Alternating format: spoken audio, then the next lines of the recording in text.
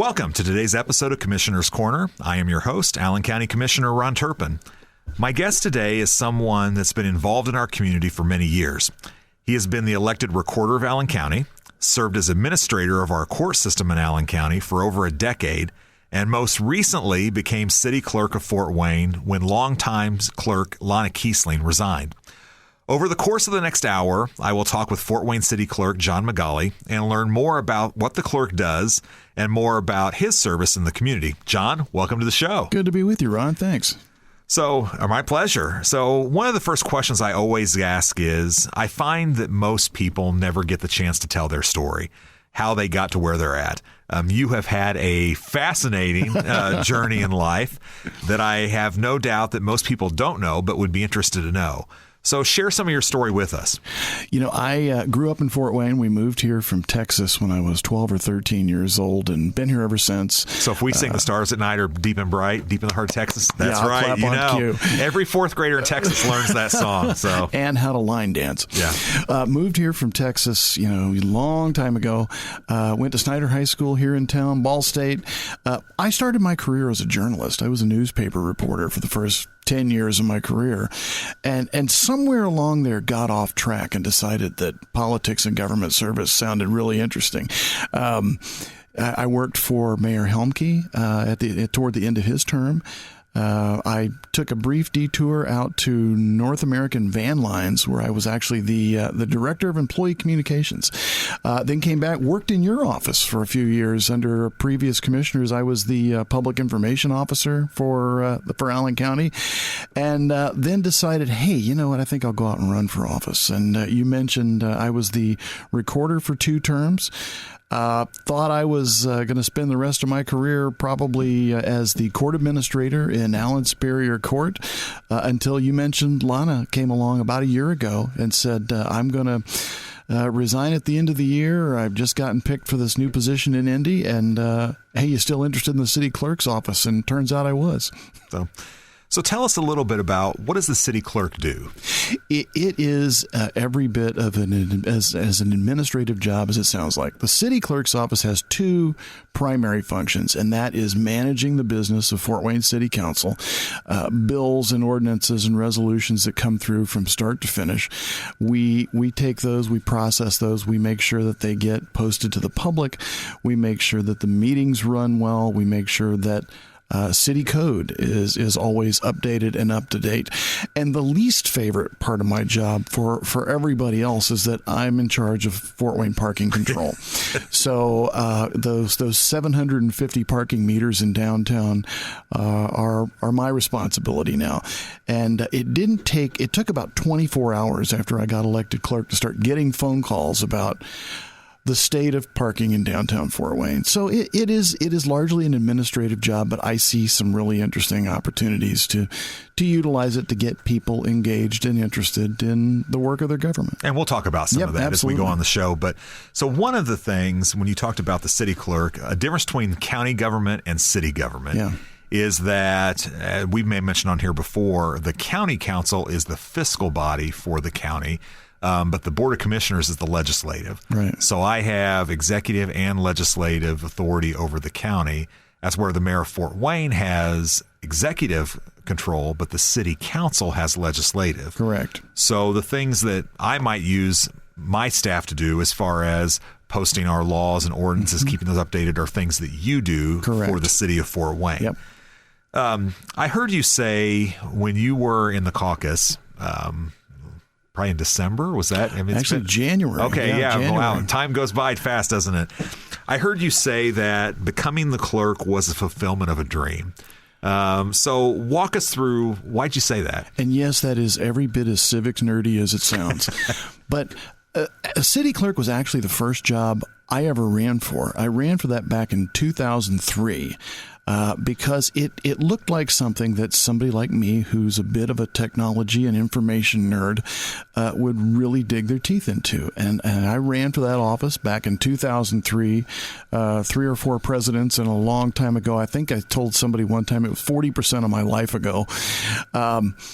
and lost respectably, and went on and ran for recorder, and had a great time, and did a lot of fun and satisfying things there, and never thought I'd get another shot at city clerk, but never forgot about it. Never thought it wouldn't be interesting, and always kept churning in my head ideas about what I would do if I ever got to do it, but never thought that would happen until Lana invited me to lunch about a year ago. So you've been clerk about 5 months now, yep. And typically, as you said, this is usually an administrative job, at city council meetings, kind of behind the scenes. However, you've done some new things over these last several months that would be something that people don't typically think of. I know you did a Valentine's wedding during that time. Yep. I saw recently you did a May 4th with a Star Wars theme for weddings. What led you to do this? And I've heard this a shocking number of times since we did this, is thanks for bringing some fun back to City Hall. And that really was the idea. I mean, the city clerk, one of the amazing things that I get to do is I can perform marriages. I can perform weddings. We don't charge for them. We just, if somebody needs it, because it's expensive. We get a lot of folks show up in our office. It's $150 maybe even over at the courthouse, and they can't even do that. So we do them for free. And real shortly after I got there, the staff thought it would be fun to try it on Valentine's Day, and filled up overnight. I mean, we did 14 weddings in 4 hours, I think it was, one day. Looked at Star Wars Day and thought, well, let's try it again. Another smash success. I think it was one of the first times in downtown Fort Wayne you've seen that many stormtroopers at City Hall on a Monday afternoon, but just turned out to be tremendously successful. We got a lot of people in the door who'd been together for years. I mean, we talked to one couple that had been together for 7 years, had a couple of kids, but could never scrape together the resources to actually go somewhere and get married. So we had people, that fit the bill on Valentine's Day and who came in with the same stories on Star Wars Day, but really just to have a little bit of fun, show people what their government can do, when it's not too serious. Right. So to be clear, you still have to go and pay for the license. Yep. That you would have to go to the courthouse and get the license for it. However, they're not paying the cost for the officiant. Correct. It's if you're an Allen County resident, I believe it's $25 to get your marriage license over at the Allen County Clerk of the Courts. Right. But the officiation, which can run from a couple $100 to who knows what, we do it for free. So any plans to do like Elvis impersonators or something, we're still trying to recover from the last one. We actually thought about, I don't think we're going to do this, but, there's a 6/26/26 coming up this year. And there's another real easy one for people if they struggle to remember their wedding anniversary. We'll definitely do one out toward the end of the year in the, maybe the Christmas time frame. I think something July 4th might be kind of fun, dress up as founding fathers and, Martha Washington and George Washington. Don't get me started. We could brainstorm. We could spend the rest of the show talking about ideas for, fun days. So this kind of shows our listeners a little bit about some of the, enhancements that you want to do. Yeah. You talked about parking. What are some other changes and enhancements that you're thinking about in the future in the city clerk's office? When it comes to parking, I think that the model that we've developed for managing parking in downtown Fort Wayne that exists in 2026 is a relic of the past. It does not reflect the $1 billion in investment that the community has made in downtown. Not just the taxpayers, but a lot of private citizens have invested a lot of their fortune in downtown Fort Wayne. And the model of parking is still kind of one built on when on-street parking was the only thing that was available. There's an abundance now of surface lots and parking garages, and we are still trying to force turnover in on-street parking like it's all there is. And that's not the case anymore. And people, we've invited people to come downtown and spend money and have dinner and go to a baseball game, but it's still kind of punitive. It's real easy. It's too easy to get a ticket, as evidenced by the fact that there were 25,000 of them in 2025. And what we want to do is adopt a new model that is maybe a little more graceful, maybe a little less punitive, maybe gives people some flexibility. And this is actually the first time I've said this in public, but one of the things we're making news. We're making news. Stand by here for on news. WOWO, yeah. Stand by for the old Paul Harvey line, yeah. We've actually in the last couple of weeks taken off the restrictions on feeding meters in downtown Fort Wayne. Previously, if you bought an hour or two at a parking meter, when your hour or two was up, get out. We've taken that off now. People can feed parking meters in downtown, and we are developing that solution for the Park Mobile parking application that we also use to try to make that a little more flexible. Because we've heard from people like, I can't have a business lunch in an hour. I can't get a cut and color at my my salon downtown in 2 hours. We asked people to invest in downtown. They did it. And I think it's long past time for the city of Fort Wayne to give a little bit of that back and make it a little bit easier, more reflective of that environment to park. Okay, so some news here that you heard here first on Stand by WOWO. for news. So that's right. And with that, we will take our first commercial break. You're listening to Commissioner's Corner here on WOWO.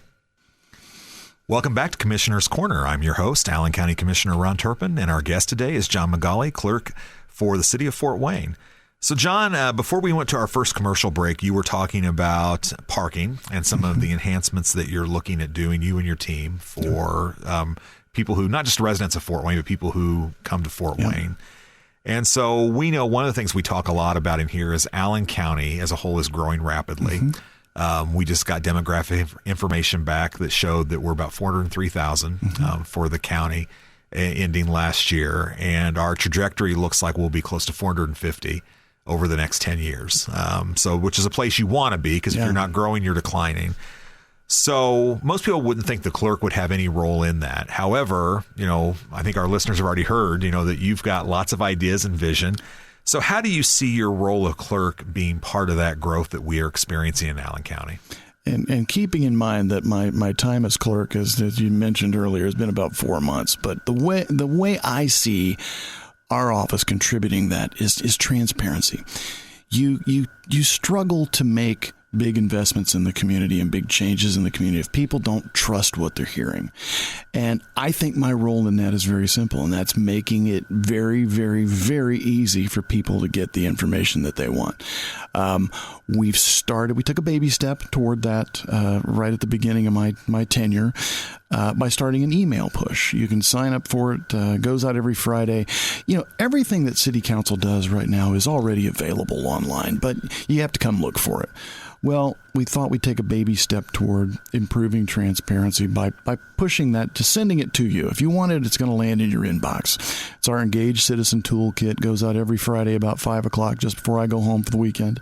And it's information that's already out there. But that's what I see as my role, is making sure that transparency is 110%. Because the worst problem that you face, I face, everybody in government faces right now is lack of trust in institutions. Yes. And if I can contribute anything toward that, my term, however long that is, will be a success.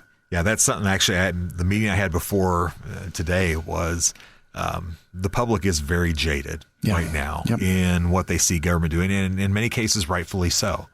And so it makes our jobs harder. However, whatever we can do to make more transparency, more access. And we have ways now that we never did before to make government more answerable to people and more accessible to folks. One of the things I did that seems a little inside baseball, but I sent a letter to the Indiana General Assembly not too long ago, suggesting that they change the legal definition of news media that's in state statute that basically was written when Cronkite was a kid, that defines media as newspapers, TV, and radio. And, you know that the governed, the people that we serve, have chosen lots of interesting ways to go get their information.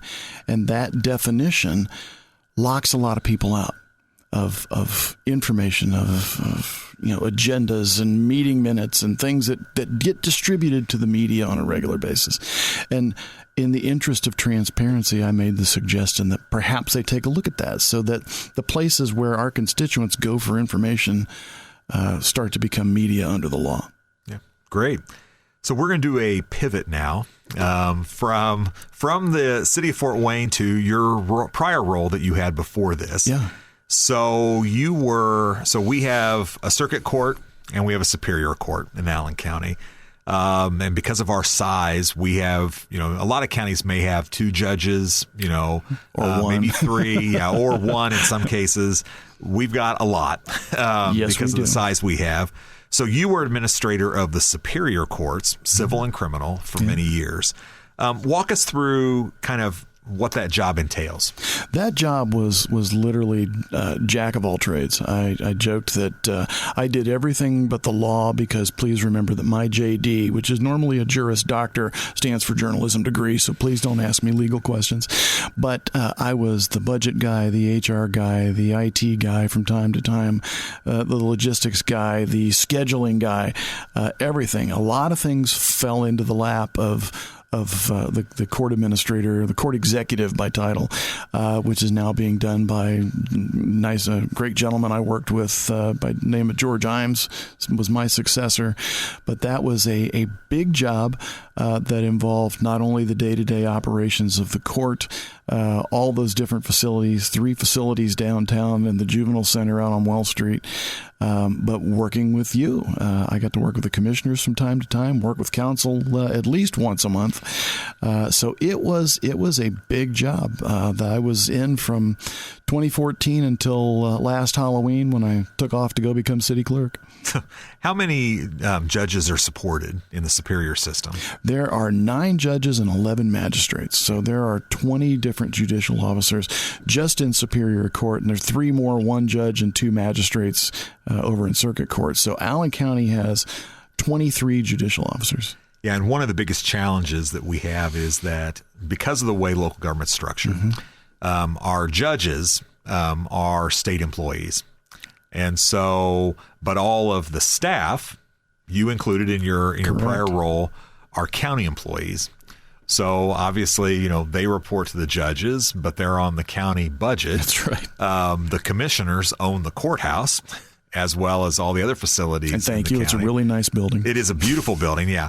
However, one of the challenges is that, that building, when it was built 120 years ago, it was only built really for 3 courts because they had 4 courtrooms, but there were only 3 at the time to fill it, right? And you had the entire county administrative function happen in that one building. Yes. The commissioners were there, the sheriff was there, all the elected officials were there in that building. And so to your point, having, 9 judges and, a dozen magistrates and all that, we're struggling for courtroom space right now. And that's one of your jobs, in your prior thing is kind of juggling that calendar, isn't it? Trying to figure out where are you going to put everybody in the course of a day. And it was like scheduling flights out of O'Hare some days. I mean, you might have a judge in one courtroom in the morning and a different judge in there in the afternoon, and both needed it all day. Right. I mean, we had, I'm struggling to count here, but we've got 9 judges, in Superior Court, and 5 courtrooms in the building, 5, 6 courtrooms in the building. And I mean, some of them are the size of conference rooms. Right. I mean, I'm waving air quotes here in the studio around courtroom because some of them are conference rooms.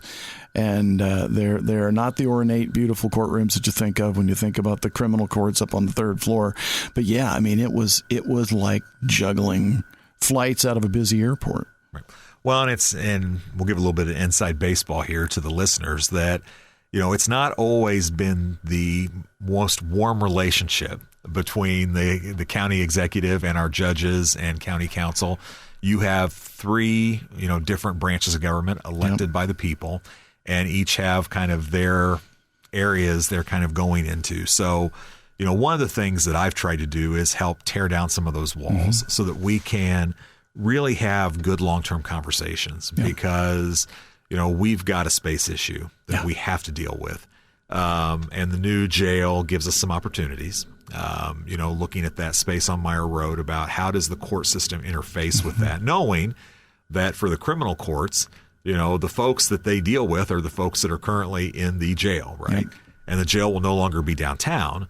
So how do you do that in an efficient way? And so it's going to take a partnership and collaboration. And so we've invested a lot of time in, helping build that. And so far, knock on wood, we're starting to have those conversations, and they're good and they're fruitful. So, good. And I think you were very helpful in helping us kind of get there for that relationship. Because I agree. 100% that things have to change. The courts are busting at the seams.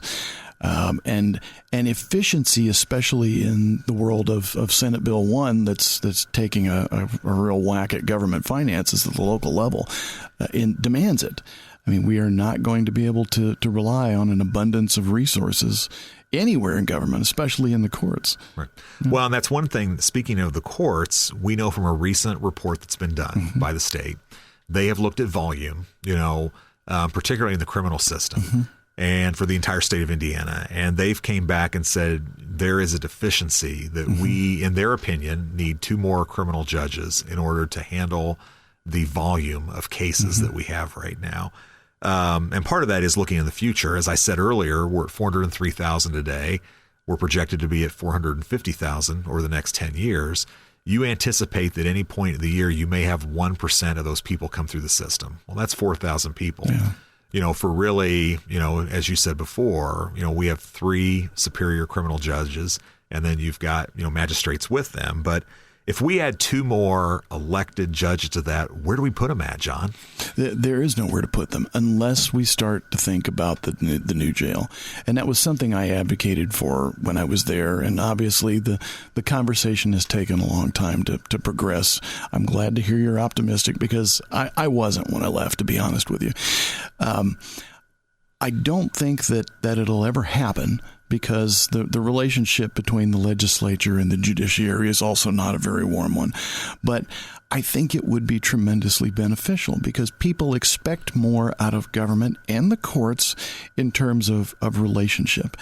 And particularly, I know math makes for riveting radio here, but ideally over the years, the relationship between the time a case takes and the number of judicial officers you have was supposed to be a ratio of close to 1.0. And in the criminal courts, they go 1.4, 1.5, 1.6 or 7 sometimes. They're hopelessly overburdened, which I think, unless you're in one of the recovery courts where people really get treated differently, it feels like a production line, and that people who may be struggling for one reason or another who come through the courts don't feel like they're getting the attention that they need. And the word recidivism. They'll come back. We'll see them again. Right. And breaking that cycle, I know, is a big priority of yours. Right. And more judicial officers would help. Right. Well, with that, we're going to take our next commercial break. You are listening to Commissioner's Corner here on WOWO. Welcome back to Commissioner's Corner. I'm your host, Allen County Commissioner Ron Turpin, and our guest today is John McGauley, City Clerk for Fort Wayne.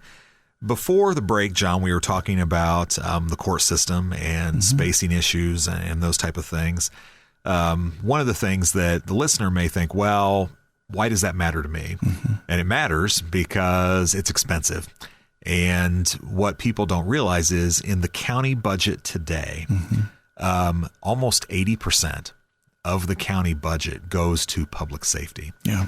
And that would be the courts, that would be probation, community corrections, the sheriff, the jail. That number is increasing dramatically. If you would have looked 10 years ago, it would have been probably in the low 70s. And that number keeps increasing. So if we had to add 2 more judges, and it's not just the judge, it's the staff, right, that goes with it. The state gets off cheap. The state pays for a judge. We, I think, pay $5,000 of the salary. The state picks up the rest. It's all the other stuff, the space, the staff, the court, all of that. And so this is a deal that it's a big deal to the listeners, no matter what county you're in, because unless we can figure out the answer for recidivism and for even how do we get people not in the system, that cost is going to keep going up. And so, as we talked a little bit before, I am laser focused on how we can control and contain that cost and actually start reducing that. Because if we're truly serious about actually cutting cost and cutting spending, we have got to hit this issue. There's nowhere else that we can hit it.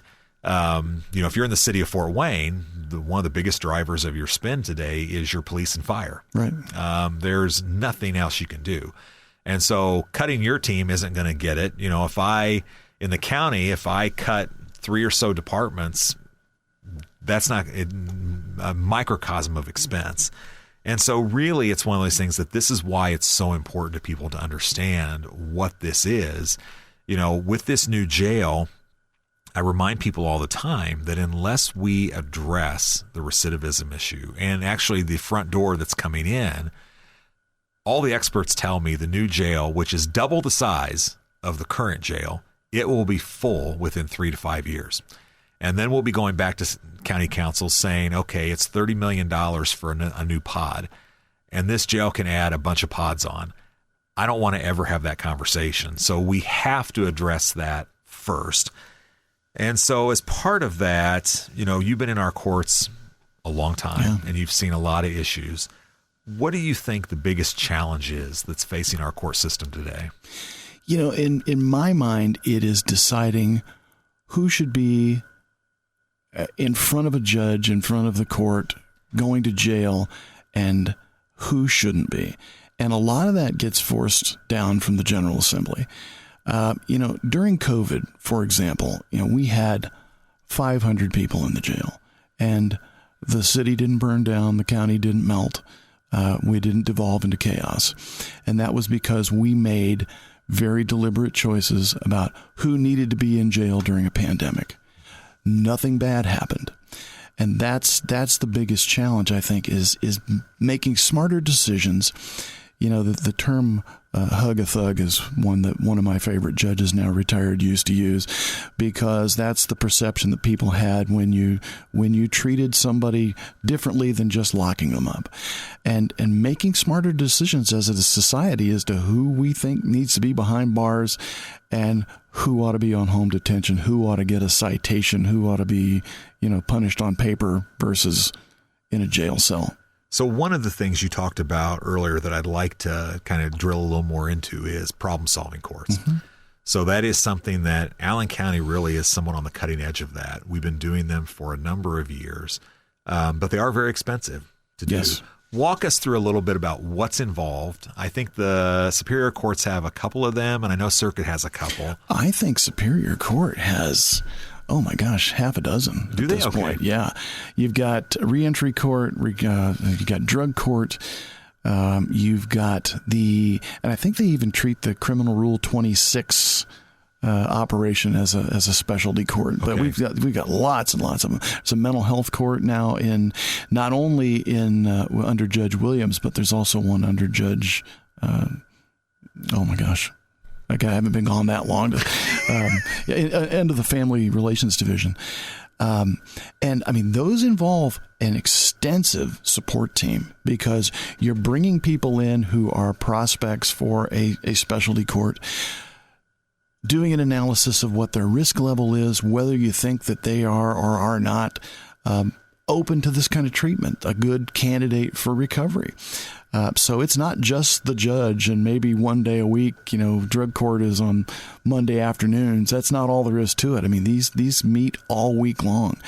There's a substantial number of people within the system who are involved in it, and also a lot of people outside, a lot of treatment providers, a lot of psychiatric help, addiction recovery help that come to the table as well. I did a podcast when I was with the courts about drug court one day, and there were a dozen people around the table, and all of them intimately involved in the program. So, you see the judge up there on Monday afternoons doing drug court, but there are dozens of people below that who are also part of it, and that's why it's expensive.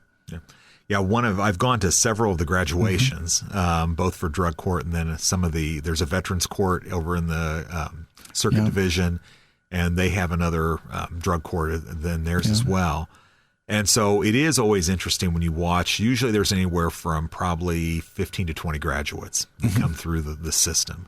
And so these are people that I would you may categorize it differently, but they're kind of on their last chance. And so, if you can't get clean, this time, then probably the Department of Corrections is where you're going to be long term. So, but it's one where you're right. It takes a village in this case because you do have.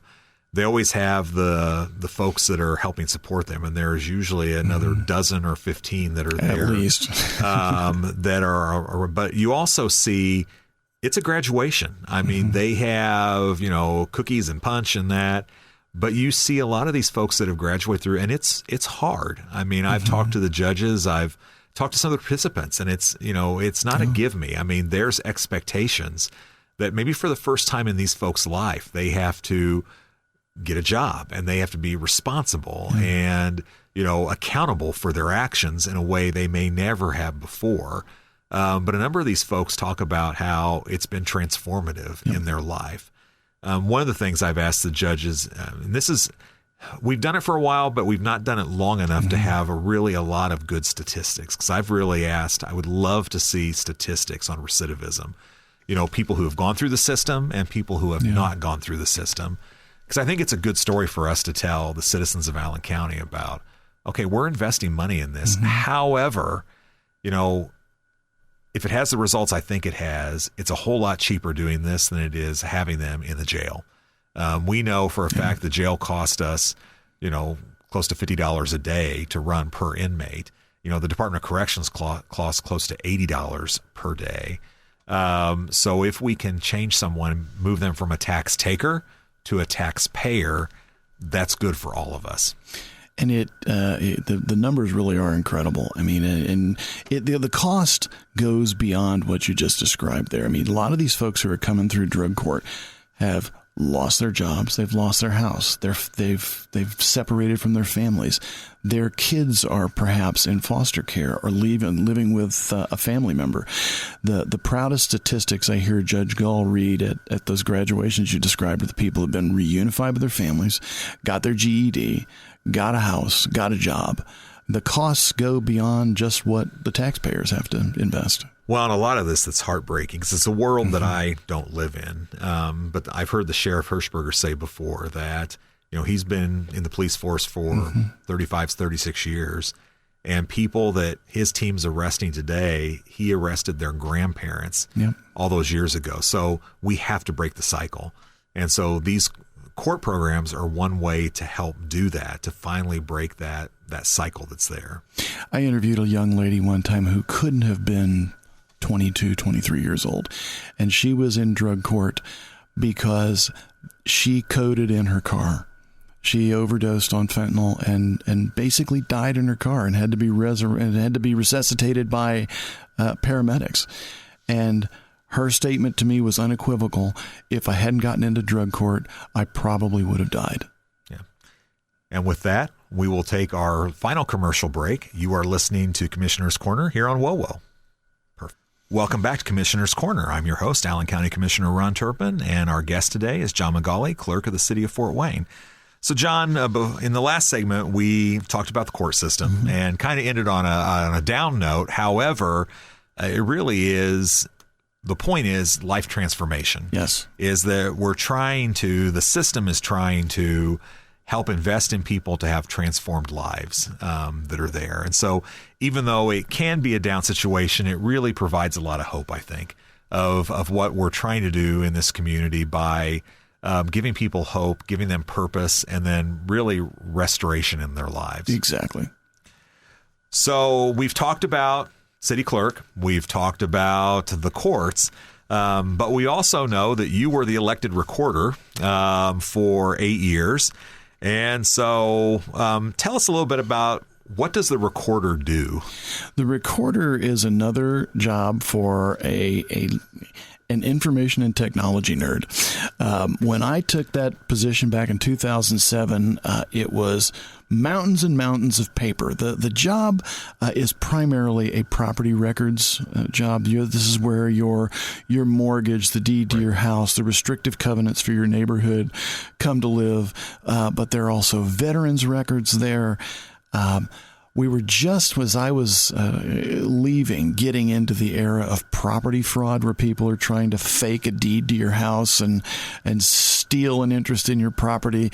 It is largely a land records position, but we tried to get it involved in helping solve problems out in neighborhoods, because the dumbest fights between people you've ever heard of are whether or not you can have a fence or a dog shed or a pool in your backyard. And the nerdiest little civics project I'm so proud of is we put 6,000 sets of neighborhood covenants online that people can search and look at for free to make sure they can build a doghouse. Build a doghouse. There you go. Doghouse. So one of the things, we just came off a pretty brutal primary campaign season, and you never know until you've run for office. Those of us that have run for office before, it affects us differently. The public is just glad to have the ads over, right? However, especially when you've been through one of these campaigns, I always advise candidates, take vacation, just go decompress, because it's brutal. And especially when you've went through a negative system. One of the things I've always appreciated about you is, and I think the listeners can understand, you're a pretty fun guy and you don't take yourself too seriously, and you like to bring fun into things.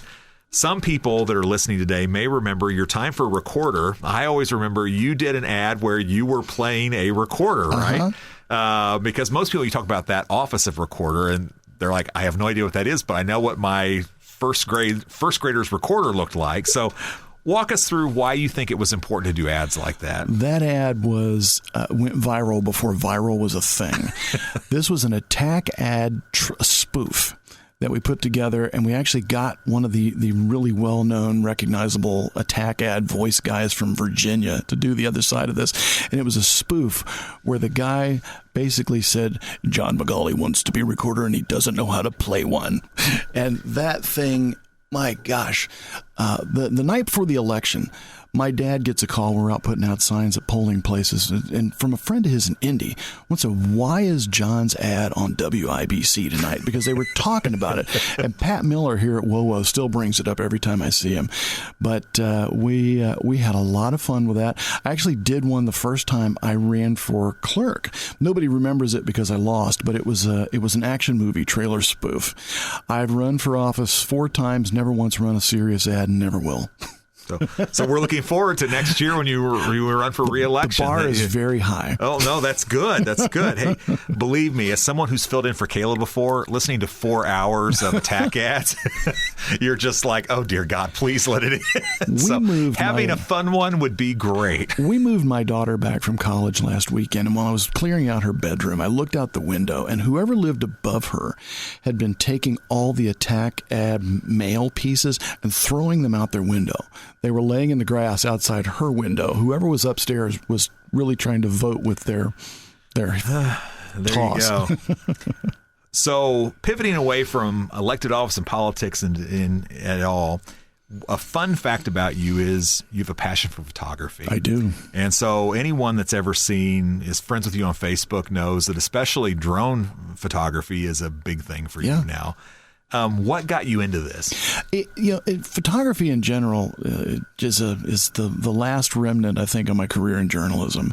I worked at a little newspaper at the beginning of my career where if you could take your own pictures, they let you because there weren't a lot of people on staff. I carried that on to my time here in the newspaper business, and here and there in jobs throughout my career. But you're right. I mean, I discovered drones before they were cool. I think I started flying in 2012, and the first time I got up in the air over this city that I really clearly care a lot about. This place is beautiful, especially at night under the lights. I mean, when you see Fort Wayne in its entirety, in context, it is really a beautiful place. And I'm not just saying that because I want to get reelected next year. I've thought that long, and I will always think that. It is truly a beautiful place, and the best way to capture that, it is a tapestry of neighborhoods and agriculture and business, and the best way to capture that is from the air. And I've always thought that. So in our final few minutes, I want to pivot back to another area. We're kind of ping-panging all over the place That's all today. right. But you're keeping me sharp. You talked before about Senate Enrolled Act 1, which we've talked about a lot on here. And we've talked before with other guests about the impact to the city of Fort Wayne will be significant, estimated between 25 to 30 million a year. Even though as clerk, you have a team that are city employees, if I remember right, a lot of your budget is paid for out of parking fees and fines that are there. Is that still the case? About half of it are largely the parking control operation, which is 7 of my 15 staff are paid for out of fees and fines. So I mean, obviously, that continues unabated. When we start having to cut back general fund, but that also opens up what do we do with the other half of my staff, and it's not a big operation. So if we have to start cutting at some point, that gets deep quick. Yeah, and probably 28 is probably. I mean, I don't know what you're hearing, but what we hear is probably. It won't necessarily be maybe the 27 budget, but probably when you go into 28 is when you'll probably start seeing, okay, what does that really look like? Yeah. So you've talked about this a little bit. We've talked about, your views of Fort Wayne and Allen County. What do you think the future of the city of Fort Wayne looks like? Oh, wow. I think it looks a lot like the last 20 years. The last 20 years have been about Fort Wayne changing its mindset. We're not a Rust Belt leftover that's still bruised over the departure of Harvester in the 80s. We want to be what we've always imagined we can be. I think it looks a lot like that if we can get certain old mindsets out of the way. And I mentioned the model we pursue of parking right now. We've brought a lot of people back downtown. Downtown has turned into something that just is the envy of a lot of places. I want to make sure that we don't handicap that by sticking with the way it's always been. I think it looks a lot like that. I mean, you still have people talking about bringing incredible things downtown. You have the city of Fort Wayne's neighborhood staff. I'm actually involved in one of these right now, doing plans to bring neighborhoods back to life or to their next step out into the 2040s.